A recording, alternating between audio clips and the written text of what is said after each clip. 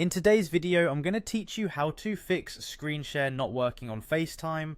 We all know how frustrating it can be when technology doesn't work quite like it should, especially when it disrupts our calls. If you've ever been in the middle of a Facetime session and needed to share your screen, only to discover it's not working, you've come to the right place. By the end of this video, you'll be sharing your screen like a pro. Let's dive right in. Firstly, you need to make sure that you're on iOS 15 or later. This version is required for SharePlay, the feature that allows screen sharing during a FaceTime call.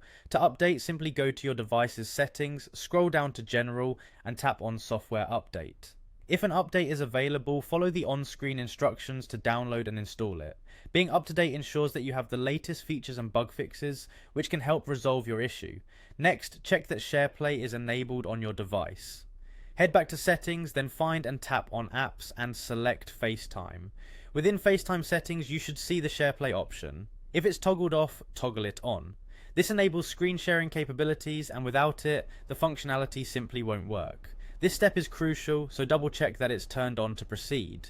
Now let's talk about your internet connection. A poor or unstable connection can often be the culprit behind screen sharing issues. Make sure your Wi-Fi or mobile data signal is strong. If you're on Wi-Fi, try moving closer to your router or switching to another network if possible. If you're using mobile data, find an area with better service. A strong connection can make all the difference in a seamless FaceTime experience. Also, don't forget to confirm that the person you're calling supports SharePlay.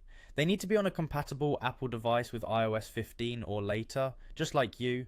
If they're running an older version, they'll also need to update. It's a team effort, so make sure everyone's devices are up to speed for SharePlay to function properly. Finally, if you've gone through all these steps and nothing seems to fix the issue, it may be time to contact Apple support. They can provide more in-depth troubleshooting and technical advice. Sometimes problems can stem from less common issues that require expert assistance.